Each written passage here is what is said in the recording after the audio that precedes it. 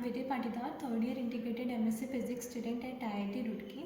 This video is recorded for the PRS purpose of PHN 310 Applied Instrumentation course. So today I will be explaining the characteristics of optocoupler by performing the experiments.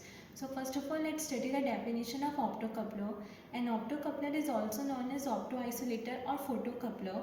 So as its name suggests, by the optoisolator we can understand that it consists of two isolated circuits, and basic principle of optocoupler is that it allows to flow or it allows to transmit electrical signal between those two isolated circuits. So first of all, let's understand the basic operation of principle of optocoupler by understanding this block diagram. So here you can see that there are two isolated circuits, and an optocoupler consists of an LED source and a photon transistor.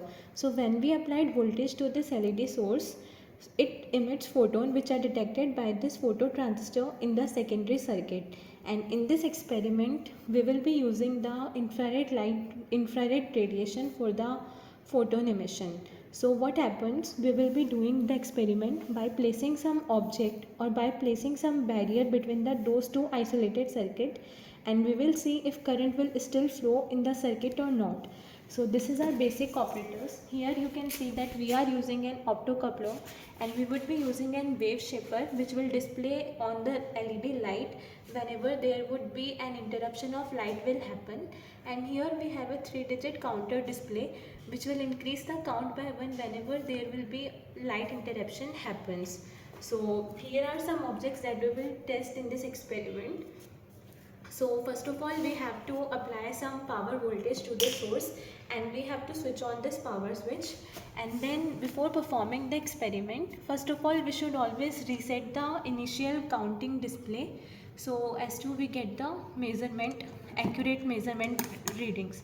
So here I have reset the counter readings, and now I will start testing whether it will by which object the light interruption will happen and from which object light interruption will not happen.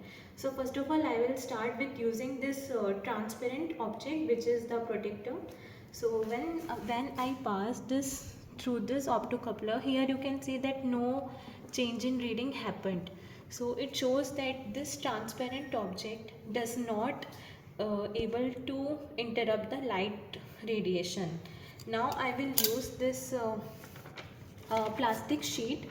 So whenever I'll use this plastic sheet, here you can see that when I'm using the single folded plastic sheet of GSM 60 size, then you can see that here also no light interruption happened.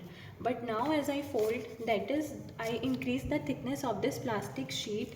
Now it's GSM 120. Here you can see that light interruption happened, and you can see that the counter reading increased by 1.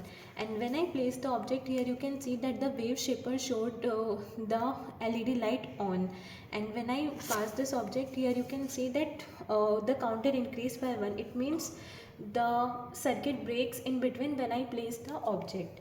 Now I will use this steel scale as my object.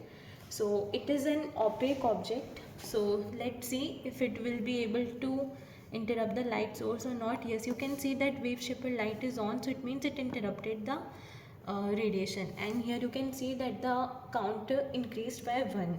And now I will use this translucent object. So when I place this translucent object here, you can see again nothing happened.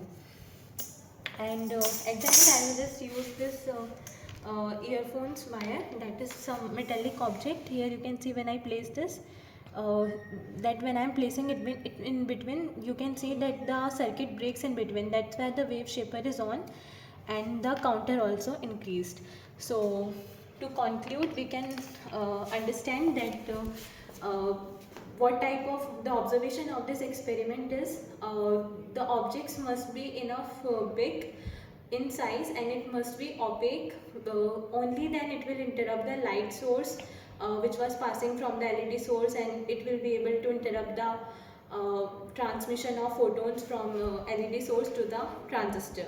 So these were the observations that we made, and now some precautions that we must take in this experiment is we should always wear shoes because these are the electronic circuit we are handling. So for our precautions we should always wear shoes while handling these apparatus, and just like I mentioned in the video, we should always first reset the button before performing the experiment so as to get the accurate measurement reading.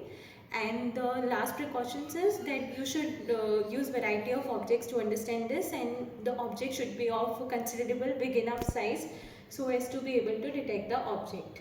And in the end, some applications of optocoupler that we use in our day-to-day life is, the first one is we use optocoupler whenever we want to reduce the noise, as it can isolate the two circuits, and it is also used in long communication because it can handle high voltage and high power source. And it is also used in medical equipments whenever we want to isolate the patient from the glucose monitoring skill. So that was all. I hope you understand this video, and thank you for your time. Thank you.